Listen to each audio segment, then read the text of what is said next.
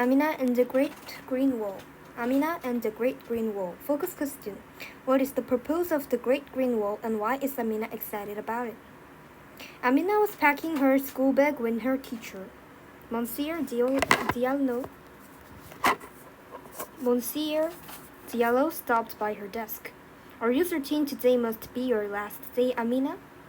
He asked. Education is the surest path to a bright future. I wish I could stay, Monsieur, Amina said regretfully as she slung her school bag over her shoulder. The hibernage is late again this year. The rains have not yet come. Our village is nothing but dust and desert. The cattle have no grass or shrubs to graze on. My mother says if we take the herd further south, we may find something growing for them to eat. I understand, but I am sorry to hear it. Monsieur Diallo said with a deep sigh. You know, when I was a boy, there were so many trees in the Sahel that you could barely see the sky, but now... Monsieur Diallo just shook his head. Indeed, all along the 8-kilometer, 5 miles walk home, Amina did not see a single tree.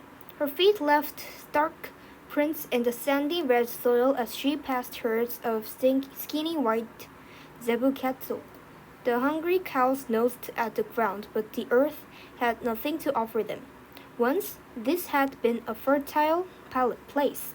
As far back as anyone could remember, Amina's community, the Fulani, had moved with the seasons and followed their cattle to fresh pasture. After decades of drought, however, grass struggled to grow, and the many hungry animals meant the land never had a chance to rest and restore itself. Now the Sahel was turning into a desert. The Sahel is a semi-arid region that stretches across Africa, dividing the desert in the north from the humid savannas in the south. Since the 1980s, this grassland region has been devastated by drought and desertification. More than 50 million people call the Sahel home. The changing environment has severely impacted those who rely on the land to farm and to raise livestock. At home, Amina's mother was waiting with bowls of leery rice, and thought Amina was hungry after her long walk. She could only pick sadly at her supper. Her mother squeezed their shoulder in sympathy. I wish you could stay in school, she said, but we have no choice but to put the herd first. If the cows suffer, we cannot sell them or milk them, and then how will we eat, let alone pay your school fees? What if the rains don't come, or what if we don't find grass? What if I fall so far behind at school that I never catch up? Amina thought, but she could see the worry lines etched deep into her mother's forehead and did not ask. 6 months later, the cattle was skinnier than ever when Amina and her mother returned to the village. For months they have traveled south in search of good grazing land, but with little luck. The herd suffered from walking long distances without much food, and disease spread easily with so many animals to the move. Finally, Amina's mother decided it was time to pack up their Bakaru house and head back to the village. They still did not have enough money for Amina to go back to school. Instead, she watched over the herd, which was how, one day, she spotted a car rumbling down the road toward the village. Curious, Amina followed the car all the way back to the village center, where a man climbed out of it. He carried a hefty stack of maps and charts, and many people gathered around to hear what he had to say. Peace be upon you. The name is Amadoso, and I am here on behalf of the Great Green Wall. The man explained, if an African-led movement to restore land across the continent, tackle desertification, and bring back prosperity. At once the villagers began peppering him with questions, and Monsieur so patiently answered each one. Amina was not sure she understood everything, but what she did learn was that people were going to plant trees all across Africa. This was the Great Green Wall, not a structure made of bricks or wood, but one made of living trees to create a barrier between the desert and the Sahel.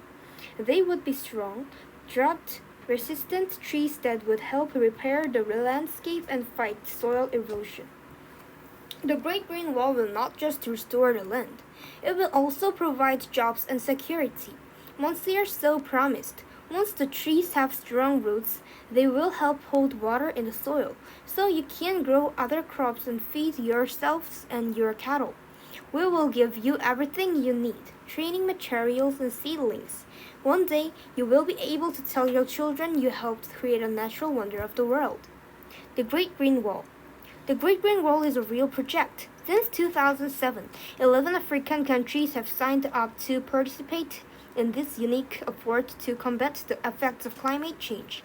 Each country developed its own national action plan and is working with local communities to plant a 6,900 kilometers, 4,300 miles, green wall of trees across the African continent. As of 2022, more than 200 square kilometers, 50,000 acres of trees have been planted in Senegal, providing food, jobs, and security.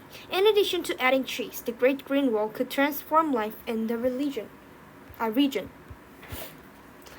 Amina raced home as fast as her feet could carry her and repeated everything she had heard to her mother.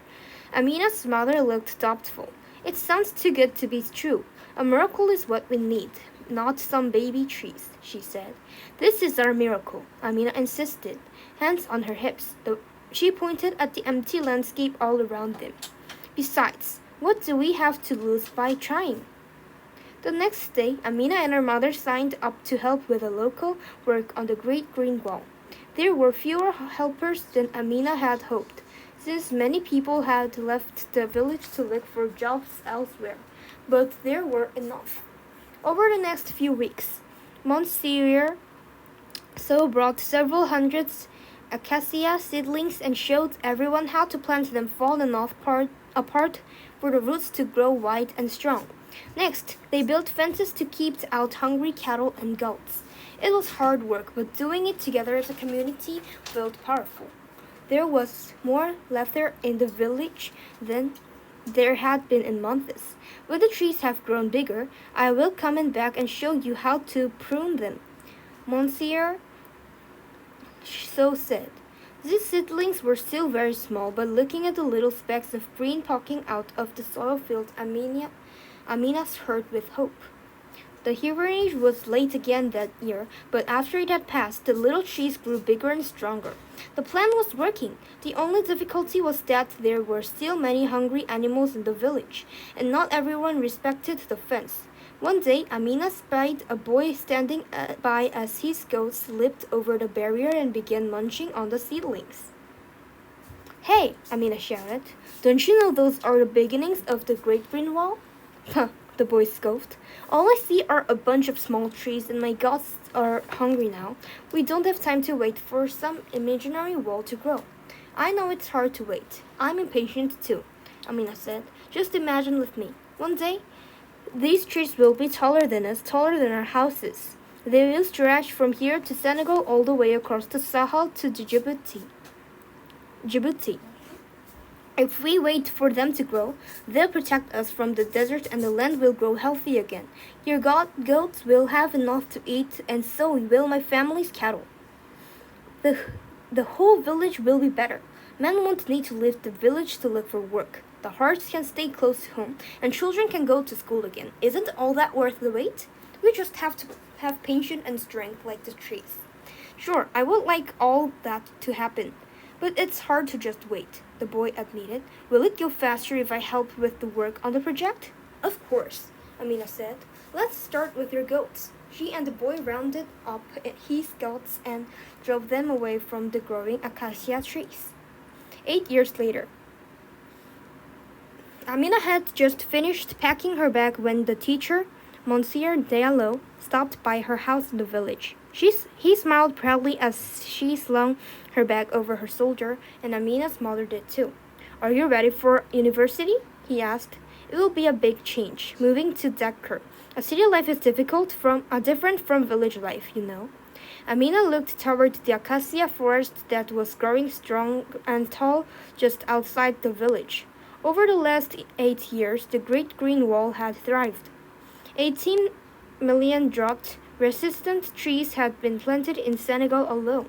In Amina's village, the trees had strengthened the soil and helped the grass grow back for the cattle to eat. The village had even saved enough money to pay for solar panels for the school, and Amina had been able to resume her studies. I will miss watching the trees grow, Amina admitted as her mother squeezed her shoulder in sympathy. But did I tell you how I plan to use my scholarship? I'm going to study environmental science and give back to the earth just like the earth has given to me.